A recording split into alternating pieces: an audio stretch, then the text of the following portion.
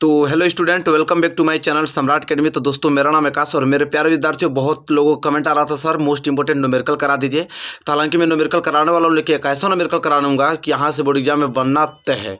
क्योंकि देखिए 2020 का जो आप लोगों का एग्जाम हुआ था, तो 2020 के एग्जाम का ये पेपर आप देख पा रहे हैं, और इसके इसमें जितने न्यूमेरिकल पूछा है पूरा का पूरा न्यूमेरिकल आप लोगों को करा दूंगा। सेम इसी के पैटर्न पे आप लोगों को 2022 का न्यूमेरिकल बनेगा। जितना न्यूमेरिकल दिया रहेगा सब करा दूंगा, ठीक है, स्टेप बाय स्टेप। अगर ये न्यूमेरिकल कर लेते हैं, विश्वास रखिए हमारे पे, सेम इसी पैटर्न का न्यूमेरिकल बनेगा आप लोगों को 2022 बोर्ड एग्जाम में, और आराम से सारे क्वेश्चन को आप करके चले आएंगे। इसी तरह ये देखिए, ये 2020 का है ना, इसी तरह 2-3 पेपर मेरे पास है, ठीक है। 2-3 पेपर को अगर मैं करा दूंगा आप लोगों को, देखिए 2-3 पेपर का मतलब देखिए यहाँ पे एक पेपर और मेरे पास 2020 का, एक पेपर मेरे पास 2017 का है। इन सभी के भी न्यूमेरिकल अगर मैं करा दूंगा और मोस्ट इंपोर्टेंट क्वेश्चन करा दूंगा तो न्यूमेरिकल एकदम पूरा का पूरा तैयार हो जाएगा। तो चलिए मेरे प्यारे विद्यार्थियों, पहले आप लोगों को लाइक कर दीजिए। वीडियो को लाइक नहीं किए तो इस वीडियो पर टारगेट हमने 1000 लाइक का रखा है, ठीक है, 1000 लाइक का। तो वीडियो को लाइक करके ही आप वीडियो को पूरा देखिएगा। पूरा का पूरा संपूर्ण हम लोग जितना न्यूमेरिकल सब कुछ करने वाले हैं। देखिए पहला खंड क में पहले ही न्यूमेरिकल दे दिया है, मतलब विकल्प का पहला प्रश्न ही न्यूमेरिकल से स्टार्ट हो गया इसका। चलिए इसको हम लोग पहले सॉल्व करते हैं। तो पहले क्वेश्चन को पढ़ लेते हैं, फिर आराम से क्वेश्चन को सॉल्व करेंगे। कह रहा है कि 1.5 वोल्ट विद्युत वाहक बल के सेल का जो आंतरिक प्रतिरोध है वो 3 ओम है, तो सेल से प्राप्त धारा का अधिकतम मान होगा। और ऑप्शन 4 ऑप्शन दिया है, 1.5 एम्पियर, 0.5 एम्पियर, 3.0 एम्पियर और 3 मिली एम्पियर, ठीक है। तो चलिए देखते हैं कि क्या होगा। तो देखिए आराम से पहले इसको पेपर को मैं फोल्ड कर देता हूँ इस तरह, ताकि आपको दिखे, और जो चीज़ दिया है उसको आराम से हम लोग हल करते हैं। देखिए न्यूमेरिकल हल करने से पहले जो चीज़ आपको दिया होता है उसको पहले आराम से पहले नोट करते हैं। देखिए दिया है कि 1.5 वोल्ट, ठीक है, 1.5 वोल्ट विद्युत वाहक बल। तो सबसे पहले देखेंगे कि विद्युत वाहक बल दिया है, तो जो चीज़ दिया पहले उसको आराम से नोट करते हैं। तो देखिए विद्युत वाहक बल, विद्युत वाहक बल कितना दिया है यहाँ पे, तो 1.5 वोल्ट, 1.5 वोल्ट हमको दिया है विद्युत वाहक बल। कोई दिक्कत नहीं, दे दिया, नोट कर दिया हमने। फिर करा सेल का आंतरिक प्रतिरोध, ठीक है, सेल का आंतरिक प्रतिरोध लिखेंगे, आंतरिक प्रतिरोध, आंतरिक प्रतिरोध। जो पहले दिया रहता ना, पहले आप उसको नोट कर लीजिएगा, फिर आराम से फार्मूला लगेगा बाद में। तो आंतरिक प्रतिरोध कितना दिया है, 3 ओम दे रखा है। देखिए 3 ओम दे रखा है आंतरिक प्रतिरोध। कह रहा है कि सेल से प्राप्त धारा का अधिकतम मान होगा। आई का वैल्यू पूछा है, धारा मतलब आई का वैल्यू पूछा है। तो आई बराबर फार्मूला क्या होता है, ई बटे आर। ये यहाँ पे जो है मेरे प्यारे विद्यार्थियों, तो ई यहाँ पे विद्युत वाहक बल होता है। ई मतलब क्या, विद्युत वाहक बल, और बटे में आर जो है आंतरिक त्रिज्या होता है। तो ई का वैल्यू कितना दिया है, 1.5, और बटे में आर त्रिज्या, आंतरिक त्रिज्या कितना दिया, आंतरिक प्रतिरोध की त्रिज्या 3 दिया है। तो 3 दूनी के 1.5 होता है। तो कितना हो जाएगा आपका, ये 10 हटाएंगे तो 1 0 बढ़ जाएगा यहाँ पे।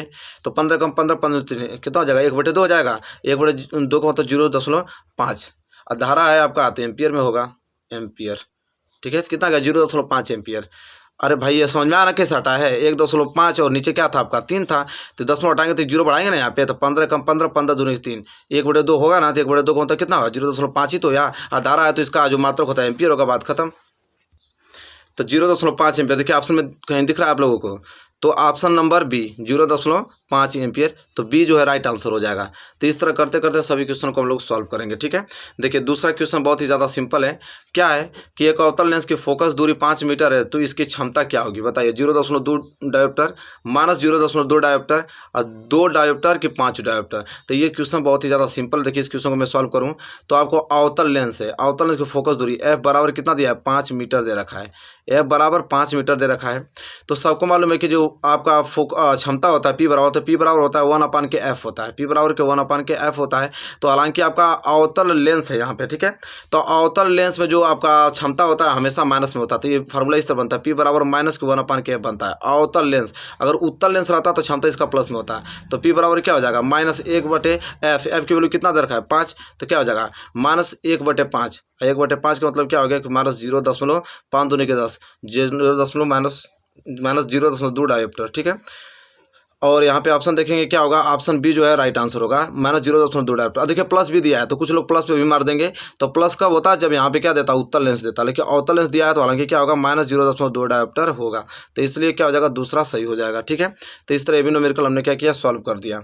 चलिए इसी के साथ हम बढ़ेंगे तीसरा न्यूमेरिकल, मतलब ग वाला भी आपको न्यूमेरिकल ही दिया है, उसको सॉल्व कर लेते हैं। कह रहा है कि आपके घर की टीवी में एक एलईडी इंडिकेटर लगा है। आपके घर की टीवी में एलईडी इंडिकेटर लगा है जो कितना दर्शाता है 0.75 वाट एवं 100 मिली एम्पियर पर कार्य करता है। इसकी शक्ति क्या होगी बताइए। 75 मीटर वाट मिली वाट की 100 मिली वाट की 0.75 वाट की 7.5 मिली वाट होगा। बताइए, very very most important question है। तो देखिए किस प्रकार इसको सॉल्व करेंगे यहाँ से। तो चलिए सॉल्व कर लेते हैं। यहाँ पे देखिए पहले दिया हमको क्या है कि 0.75 वाट। तो वाट का मतलब क्या है, यहाँ पे दिया है विभवांतर दिया है, तो लिखेंगे विभवांतर बराबर विभवांतर मतलब V बराबर कितना दिया है 0.75 वोल्ट दिया है। ठीक है, इतना वोल्ट। फिर कह रहा है एवं 100 मिली एम्पियर पर कार्य करता है। 100 मिली एम्पियर, इसका मतलब एम्पियर किसका मात्रक होता है, धारा का। मतलब धारा का वैल्यू दिया है, धारा का वैल्यू मतलब आई का वैल्यू दिया है। तो लिखेंगे धारा मतलब आई की वैल्यू कितना दे रखा है यहाँ पे, तो 100 मिली एम्पियर दे रखा है। ठीक है, चलिए अब हम लगाएं। पूछा हमसे क्या है कि इसकी शक्ति क्या होगी। शक्ति मतलब P का वैल्यू पूछा है, शक्ति मतलब P पूछा है, पावर। तो P बराबर क्या होता है आपका फार्मूला, वोल्ट गुणे धारा। वोल्ट गुणे धारा, जब विभवांतर मालूम हो, आपको धारा मालूम हो, तो आप यहाँ से P का वैल्यू निकाल सकते हैं। तो क्या हो जाएगा, वोल्ट कितना दिया 0.75 और गुणे धारा कितना दिया है 100। ठीक है, तो इसको कैसे लेंगे, वोल्ट मिली एम्पियर, क्योंकि वोल्ट का मतलब कि जो वोल्ट है तो वो V मात्रक हो गया, धारा के क्या होगा मिली एम्पियर, तो V मिली एम्पियर दोनों साथ में होगा। तो इसको हल करेंगे तो कितना आ जाएगा आपका, इसको अगर 10 में हटाऊँ तो हो जाएगा 75 और बटे कितना हो जाएगा 100 और गुणे क्या हो जाएगा 100, 100 से 100 कैंसिल, तो आ जाएगा 75 वोल्ट मिली एम्पियर। ठीक है, लेकिन हालांकि आप देखें तो ऑप्शन में आप लोगों को मिली वाट में दिया, सब मिली वाट में। ठीक है, तो मिली वाट में दिया है, तो सबको मालूम है कि जो यहाँ पे शक्ति पावर निकल रहा है, तो पावर का मात्रक हमेशा मिली वाट में ही होता है। तो हमेशा क्या हो जाएगा 75 मिली वाट हो जाएगा। ठीक है, तो 75 मिली वाट देखिए ऑप्शन में दिया है कहीं पे, ऑप्शन ए जो है राइट आंसर हो जाएगा 75 मिली वाट। तो इस प्रकार ये भी क्वेश्चन हम लोगों ने सॉल्व कर दिया। देखिए छोटा छोटा फार्मूला है और आप इसको लगा के चले जाइएगा बोर्ड एग्जाम में 2022 बोर्ड एग्जाम 100%। ये 2020 का पेपर है, सेम इसी पैटर्न में बनने वाला है, क्योंकि 2021 का एग्जाम हुआ नहीं, इसलिए जितना भी आप लोगों का पैटर्न बनेगा पूरा का पूरा 2020 वाला ही आप लोगों का पूरा बनने वाला है। तो इस प्रश्नों को अगर तैयार किए रहेंगे तो आराम से इन क्वेश्चनों को सॉल्व कर पाएंगे। तो चलिए ये भी आप लोगों को न्यूमेरिकल हो गया। अब आगे देखेंगे और कोई न्यूमेरिकल दिया है, तो देखिए ये वाला ये भी न्यूमेरिकल कॉल कर गए कि आपके घर के विद्युत मीटर पर, अगर आपके घर में विद्युत मीटर है, अगर उसमें 250 वोल्ट और 20 एम्पियर लिखा हुआ है, आप इस मीटर से अपने घर में अधिकतम कितना विद्युत भार संचालित कर सकते हैं, और उत्तर को हमें किलोवाट में बताना है। तो चलिए इसको सॉल्व करते हैं। तो चलिए सॉल्व करते हैं। देखिए सबसे पहले क्या क्या दिया रहेगा उसको लिखेंगे। तो यहाँ पे क्या है 250 वोल्ट, 250 वोल्ट देखते हैं, हम जान जाएंगे कि हमको क्या विभवांतर का वैल्यू दिया है। ठीक है, किसका विभवांतर, तो विभवांतर का वैल्यू V का वैल्यू कितना दे रखा है हमको 250 वोल्ट। ठीक है, ये चीज़ दिया हमको। इसके बाद क्या दिया हमको, तो एम्पियर 20 एम्पियर। एम्पियर मतलब किसका मात्रक होता है, धारा का। तो हम मालूम चल जाएगा कि धारा कितना दिया है 20 एम्पियर। तो धारा I का वैल्यू, धारा I का वैल्यू कितना दे रखा है 20 एम्पियर दे रखा है। तो 20 एम्पियर धारा का वैल्यू मालूम चल गया हमको। हमसे पूछा क्या है अधिकतम कितना विद्युत भार संचालित कर सकते हैं, मतलब उसकी पावर को वैल्यू पूछा है। ठीक है, पावर शक्ति। तो P बराबर फार्मूला क्या होता है V गुणे I, ये फार्मूला आपको मालूम होना चाहिए। P बराबर V इंटू आई होता है कि जब विभवांतर और धारा का गुणनफल शक्ति के बराबर होता है। ठीक है, तो यहाँ से P बराबर निकल जाएगा हमारा V का वैल्यू कितना दिया है विभवांतर 250 वोल्ट गुणे धारा कितना दिया है 20 एम्पियर दे रखा है। तो P बराबर कितना निकल जाएगा 2.5 दूनी के 500, तो कितना हो जाएगा 5000 वाट हो जाएगा। कितना निकल गया 5000 वाट। अब देखिए हालांकि वाट है, हमको निकालना किस में है, इसमें बोल रखा है कि किलो वाट में निकालना है। तो एक बात बता दूं आप लोगों को कि 1 किलो वाट बराबर कितना होता है आप लोगों का, 1 वाट बराबर, सॉरी ऐसे लिखेंगे, 1 किलो वाट बराबर कितना होता है 10 पे पावर 3 वाट होता है। 1 किलो वाट बराबर ए प्लस में होता है, 1 किलो वाट बराबर 10 पे पावर 3 वाट, मतलब आप ऐसे कर सकते हैं 1000 वाट होता है। ऐसे डायरेक्ट लिखिए 1 किलो वाट बराबर 1000 वाट। तो अगर यहाँ पे वाट दिया इसको किलो वाट में चेंज करना तो हमें भाग देना पड़ेगा। तो हम 5000 में 1000 का क्या देंगे भाग, मतलब 10 पे पावर 3 का भाग देंगे, तो 3 0 से 3 0 कैंसिल। P बराबर कितना आ जाएगा 5 और किलो वाट आ जाएगा। P बराबर 5 किलो वाट। देखिए ये जो है उसका राइट आंसर हो जाएगा। किलो वाट में पूछा था ना हमसे, तो किलो वाट में कितना हो जाएगा 5 किलो वाट। तो आई होप आपको ये प्रश्न भी अच्छे तरीके से क्लियर हो गया होगा मेरे प्यारे विद्यार्थियों, कोई भी डाउट आपको इसमें नहीं होगा। इसके साथ हम देखेंगे और कोई प्रश्न दिया, इधर कोई न्यूमेरिकल तो है नहीं, आगे देखते हैं कोई न्यूमेरिकल और दिया है। देखिए ये जो न्यूमेरिकल है very very most important, 4 number के न्यूमेरिकल आता है ये वाला। ठीक है। अब इसको सॉल्व करेंगे और इसके अथवा में एक और न्यूमेरिकल दिया है, ठीक है। इन दोनों न्यूमेरिकल को कर लेंगे, ठीक है। तो चलिए सबसे पहले इस पर नंबर लगाते हैं। क्या दिया है कि निम्न परिपथ में प्रवाहित होने वाली धारा का मान ज्ञात कीजिए, ठीक है। धारा आई की वैल्यू बताना है इस परिपथ में, और सेल के सिरों के बीच वोल्टता भी ज्ञात हमको करना है, जो कि कितना नंबर दिलाएगा हमको, 4 नंबर। चलिए मेरे प्यारे विद्यार्थी इसको लगाते हैं। तो सबसे पहले देखिए आप चित्र देख पा रहे हैं। सबसे पहले हमको क्या ज्ञात करना है कि धारा आई का वैल्यू पूरे परिपथ में, टोटल परिपथ में धारा आई का वैल्यू ज्ञात करना है। तो सबसे पहले हम लोग देखेंगे यहाँ पे, देखिए ये आपका 2 ओम है और ये आपका 3 ओम। ये जो दो प्रतिरोध है किस क्रम में जुड़ा हुआ है आपका, तो श्रेणी क्रम में। तो पहले इस श्रेणी क्रम से इसका तुल्य प्रतिरोध निकालने के बाद फिर इन दोनों किस क्रम में आ जाएंगे, समांतर क्रम में। इन समांतर क्रम में तुल्य प्रतिरोध निकालने के बाद फिर इसके साथ और इसके साथ हम लोग समांतर क्रम निकालेंगे। जब इसके साथ समांतर क्रम निकल जाएगा तो फिर यह वाला और यह वाला और यह वाला सब श्रेणी क्रम में, फिर श्रेणी क्रम में टोटल यहाँ पे तुल्य प्रतिरोध निकालने के बाद तब जाके हम धारा आई की वैल्यू ज्ञात कर पाएंगे, ठीक है। क्योंकि पूरे के पूरे परिपथ का हम लोग को धारा ज्ञात करना है। तो सबसे पहले हम 2 ओम 3 ओम वाला निकालेंगे कि यह जो है किस क्रम में जुड़ा हुआ है आपका, तो श्रेणी क्रम में। तो यहाँ पे सिंपल मैं सॉल्व कर देता हूँ, आप लोग जो लिखने का स्ट्रक्चर लिख लीजिएगा आप लोग अच्छे से। पहले हम निकालेंगे यहाँ पे कि 2 ओम तथा 3 ओम, ये जो 2 है वो किस क्रम में जुड़ा है आपका, तो श्रेणी क्रम में। यहाँ पर लिखेंगे श्रेणी क्रम में जुड़ा है। जब ये श्रेणी क्रम में जुड़ा है तो यहाँ पे तुल्य प्रतिरोध निकल ही सकता है। तुल्य प्रतिरोध क्या होता है, श्रेणी क्रम तुल्य प्रतिरोध R डैश बराबर R1 प्लस R2 होता है। R डैश बराबर R1 कितना है, 2 ओम, और प्लस R2 कितना है, 3 ओम। तो मिलकर टोटल कितना हो जाएगा, 5 ओम। तो ये तो 5 ओम हो गया। तब यह जैसे ही 5 ओम होगा तो यह 5 ओम और ये आपका 10 ओम, ठीक है। चलिए यहाँ पे मैं नामकरण कर देता हूँ ताकि आपको आसान होगा। देखिए इसको मैं नाम दे देता हूँ A, इसको नाम दे देता हूँ H, इसको नाम देता हूँ G, इसको नाम देता हूँ F, इसको नाम देता हूँ जैसे ए हो गया, बी हो गया, सी हो गया, डी हो गया, ई, एफ, जी, एच, इसको नाम दे देता हूँ। तो सबसे पहले हमने क्या निकाला यहाँ पे, तो हमने पहले इसको निकाला 2 और 3 यहाँ पे प्रतिरोध श्रेणी क्रम में था, तो वहाँ से हमने 5 ओम इसका प्रतिरोध निकाल दिया। अब यह जो 5 ओम है वो सी एफ के साथ, सी एफ जो आपका 10 ओम है, इन दोनों किस क्रम में हो जाएंगे, समांतर क्रम में हो जाएंगे। जैसे इसको हमने सॉल्व किया था 5 ओम और 10 ओम किस क्रम में हो जाएंगे, समांतर क्रम में हो जाएंगे। तो लिखेंगे यहाँ पे कि सी एफ तथा यहाँ पे सी एफ तथा 5 ओम किस क्रम में है, समांतर क्रम में। समांतर क्रम में है तो समांतर क्रम में तो तुल्य प्रतिरोध क्या होगा, तो समांतर क्रम में तुल्य प्रतिरोध क्या होता है, 1/r डैश बराबर 1/r1 प्लस 1/ क्या होता है, r2 होता है।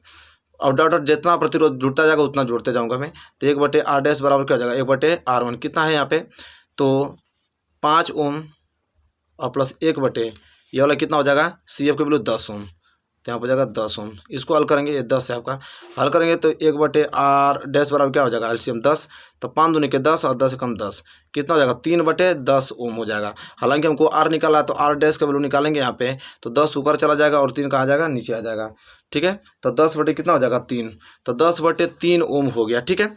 अब करना क्या हमको, ध्यान समझिएगा, यहाँ तक चीज़ें निकल गया। ये आपका 5 ओम, फिर ये आपका 10 ओम। अब यहाँ पे करेंगे कि ये जो 10 ओम निकला है इन दोनों से, अब यह 10 ओम इसके साथ किसके, बीजी के साथ किस क्रम में आ गया, समांतर क्रम में आ गया। तब यहाँ से समांतर क्रम में निकाल जाएंगे क्या कि 10/3 ओम तथा कौन, बीजी किस क्रम में है, समांतर क्रम में है, समांतर क्रम में। इसलिए इसका जो तुल्य प्रतिरोध होगा, तुल्य प्रतिरोध होगा 1/r डैश बराबर 1/r1 प्लस 1/ क्या हो जाएगा, r2 हो जाएगा, ठीक है। तो यहाँ से निकल जाएगा 1/r डैश बराबर 1/r1 कितना हो जाएगा, 10/3 ओम और प्लस 1/r2 मतलब कौन सा, बीजी। तो बीजी का कितना दिया है, 10 ओम, तो यहाँ लिखेंगे 10। तो यहाँ से हो जाएगा 1/r डैश बराबर 3 ऊपर चल जाएगा, 10 नीचे आ जाएगा, ये हो जाएगा 1/10। तो 1/r डैश बराबर क्या हो जाएगा, हर दोनों समान है तो ऊपर जुड़ जाएगा, तो 3 1 4 कितना हो जाएगा, 10। तो 2 दूनी के 4 और 2 5 10, 2/5। हालांकि हमको आर डैश निकालना है तो आर को हमने ऊपर किया तो 5 ऊपर चला जाएगा और 2 कहाँ आ जाएगा, नीचे आ जाएगा। तो कितना इसका आ जाएगा आपका 5/2, 5/2 ओम आ गया, 5/2 ओम इसका आ गया, 10/3 ओम इसका आया था और 5 ओम इसका आया था। अब देखिए 5/2 एम, अब ये यहाँ वैल्यू कितना गया, 5/2 एम। तब जैसे ये 5/2 एम टोटल यहाँ से हमने हल करते हैं 5/2 एम, तब ये 5/2 एम और यह 1 ओम और ये आर बराबर 0.5 ओम, यह किस क्रम में आपको, श्रेणी क्रम में आप तीनों का निकालेंगे यहाँ पे। तो लिखेंगे, चलिए लिखेंगे यहाँ पे कितना आया इसका, 5.2 ओम, मतलब लिखेंगे 5/2 ओम तथा यहाँ पे देखिए 1 ओम 1 ओम तथा क्या आपका R बराबर 0.5 ओम किस क्रम में है? श्रेणी क्रम में है। किस क्रम में? श्रेणी क्रम में है। जब यह श्रेणी क्रम में है तो यहाँ से तुल्य प्रतिरोध क्या होगा? तुल्य प्रतिरोध है। जब ये श्रेणी क्रम में है तो इसको तुल्य प्रतिरोध क्या होगा? R डैश बराबर R1 प्लस R2 और प्लस क्या होगा? R3 होगा।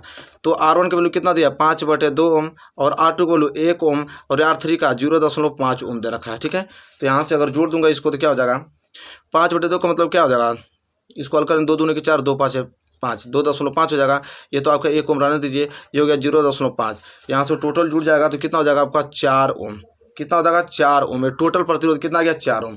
तो टोटल प्रतिरोध आपका 4 ओम आ गया। हमसे पूछा क्या है कि धारा का मान क्या होगा? तो धारा का, तो परिपथ में धारा निकालने के लिए पूछा है, तो लिखेंगे परिपथ में धारा। परिपथ में धारा मतलब I बराबर क्या हो जाएगा? V/R तुल्य प्रतिरोध। तो I बराबर क्या हो जाएगा? V। कितना वोल्ट दिया आपको? तो यहाँ पे लिखा होगा, आप लोगों को दिया टोटल इस क्वेश्चन में, देखिए 12 वोल्ट। कितना? 12 वोल्ट है। तो 12 वोल्ट और तुल्य प्रतिरोध अभी कितना टोटल कितना निकल के आया? 4 ओम। कटा देंगे तो 4 3 12, तो I बराबर कितना हो जाएगा? 3 एम्पियर। I बराबर क्या आ जाएगा? 3 एम्पियर धारा प्रवाहित हो रही है।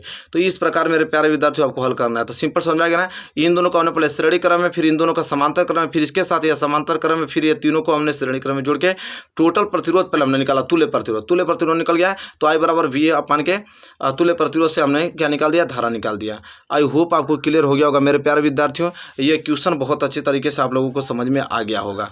तो चलिए, एक क्वेश्चन क्लियर हो गया तो एक क्वेश्चन और बचा है, उसको सॉल्व करते हैं। वो क्वेश्चन क्या है? देखिए ध्यान से, क्वेश्चन यह है, देखिए क्वेश्चन है कि आपके घर में प्रयुक्त 1.5 किलोवाट का एक एयर कंडीशनर प्रतिदिन 10 घंटे चलाया जाता है। प्रतिमाह मतलब 30 दिन खर्च होने वाले विद्युत ऊर्जा का मूल्य ज्ञात कीजिए। यदि प्रति यूनिट अगर विद्युत मूल्य आपके पास 7 रुपया हो तो 4 नंबर के लिए प्रश्न आता है। वेरी वेरी मोस्ट इंपॉर्टेंट है मेरे प्यारे विद्यार्थी। देखिए कैसे सॉल्व करेंगे इसको। तो देखिए हमको सबसे पहले क्या दिया है? 1.5 किलोवाट मतलब P का वैल्यू दिया है। P बराबर दिया हमको 1.5 किलोवाट। ठीक है, ये P का वैल्यू है। फिर कह रहा है कि प्रतिदिन 10 घंटे चलाया जाता है। प्रतिदिन 10 घंटे चलाया जाता है। तो ये बताइए कि हर एक दिन 10 घंटे चलाया जाता है तो क्या प्रतिदिन की शक्ति निकाल सकते हैं? आराम से निकाल सकते हैं। तो लिखेंगे प्रतिदिन की शक्ति उसकी कितनी होगी? तो प्रतिदिन की शक्ति होगी 10 गुणे, अगर एक शक्ति बराबर 1.5 है एक दिन का, तो 10 दिन का कितना हो जाएगा? तो 10 गुणे 1.5 किलोवाट घंटा, तो कितना हो जाएगा? गुणा करेंगे तो 150। कितना हो जाएगा? 150। 1.10 बाद लगा देंगे, मतलब कि कितना हो जाएगा? 15 किलोवाट घंटा निकल जाएगा इसका। ठीक है, या P1 की वैल्यू मतलब कि प्रतिदिन की जो शक्ति है उसका कितना? 15 किलोवाट घंटा यहाँ पे खर्च हो रहा है। इसके बाद कह रहा है कि 30 दिन में खर्च होने वाली विद्युत ऊर्जा का मूल्य है। तो ये बताइए कि प्रतिदिन की शक्ति अगर इतना है तो 30 दिन का भी निकाल सकते हैं। तो लिखेंगे 30 दिन की शक्ति कितनी होगी? 30 दिन की शक्ति जो होगी, तो 30 दिन की शक्ति क्या हो जाएगा? अगर एक दिन का आपका है 15 किलोवाट घंटा, तो 30 दिन का क्या हो जाएगा? तो 30 का गुणा कर देंगे तो कितना हो जाएगा? 15 × 45, 450 किलोवाट घंटा हो जाएगा। ठीक है, 30 दिन का टोटल। तो 30 दिन का कितना हो गया? 450 किलोवाट घंटा हो गया। हमसे पूछा है कि खर्च होने वाले विद्युत ऊर्जा का मूल्य ज्ञात करना है यदि प्रति यूनिट विद्युत मूल्य 7 रुपया हो। ठीक है, तो देखिए एक यूनिट बराबर कितना है आपका? 7 रुपया है। एक यूनिट बराबर 7 रुपया है। और एक यूनिट का मतलब समझते हैं क्या होता है? एक यूनिट बराबर होता है 1 किलोवाट घंटा। एक यूनिट बराबर 1 किलोवाट घंटा, मतलब कि हम कह सकते हैं कि 1 किलोवाट घंटा अगर खर्च हो रहा है तो 7 रुपया आपको देना पड़ेगा। ठीक है, तो इसी एक दिन का अगर 7 रुपया तो 30 दिन का कितना होगा? तो 30 दिन में कीमत कितना होगा? 30 दिन में कीमत बराबर कितना हो जाएगा? 30 का गुणा कीजिए, 30 गुणे कितना हो जाएगा? 30 दिन में कीमत, तो देखिए एक दिन में कितना? 7 आपका रुपया लग रहा है। और 30 दिन में, एक दिन में 7 रुपया लग रहा है और एक दिन का यूनिट है 1 किलोवाट घंटा। तो 30 दिन की शक्ति कितना होता है? 30 दिन में कितना आपका खर्च हो रहा है? 450 किलोवाट घंटा खर्च हो रहा है। और 1 किलोवाट घंटा का अगर 7 रुपया तो 450 का, तो 450 गुणा कर देंगे ना। 450 गुणे कितना हो जाएगा आपका? 7 रुपया, तो कितना हो जाएगा? 0 7 5 35, 7 से लगा 3 और 7 चौक 28, 3 31, 3150 रुपया यहाँ पे खर्च हो जाएगा। कितना? 3150 रुपया यहाँ से आप लोगों का निकल गया। इतना आपको 30 दिन में देना पड़ेगा। तो देखिए ये क्वेश्चन है और आई होप आपको ये क्वेश्चन क्लियर हो गया होगा एकदम आसान तरीके से मेरे प्यारे विद्यार्थियों। कोई भी दिक्कत नहीं होना चाहिए, आराम से आप इस क्वेश्चन को नोट कर लीजिएगा और आराम से इसको लगा लीजिएगा, कोई परेशानी आप लोगों को होगी नहीं। तो देखिए इस प्रकार ये भी क्वेश्चन आप लोगों का क्या हो गया, सॉल्व हमने कर दिया। इसके बाद तो कोई क्वेश्चन नहीं, इसके बाद तो आप लोगों का केमिस्ट्री खंड ख स्टार्ट हो गया, ठीक है। तो यहाँ से केमिस्ट्री आपको चलने लगेगी। हालांकि फिजिक्स का जितना क्वेश्चन था हमने स्टेप बाय स्टेप आप लोगों को सॉल्व करा दिया और ये प्रश्न पत्र कंप्लीट होगा 2020 का। इसी तरह 2 प्रश्न और बचे हमारे पास, जो पेपर है ये वाला 2 जो बचा है उसको भी अलग अलग तरीके से उसके भी क्वेश्चन में यहाँ पे भी दिया है। क्वेश्चन अगर सॉल्व करा दूंगा तो बहुत ही ज़्यादा बेनिफिट होगा और बहुत ही अच्छा मार्क्स लेकर आ पाएंगे 2022 बोर्ड एग्जाम में। तो मेरे प्यारे विद्यार्थियों वीडियो कैसी लगी बताइए, वीडियो अच्छी लगी तो प्लीज़ लाइक कीजिए और चैनल पर नया तो चैनल को सब्सक्राइब करके बेल आइकन को प्रेस कर लीजिए। मिलेंगे एक प्यारे से नेक्स्ट वीडियो में, तब तक के लिए धन्यवाद।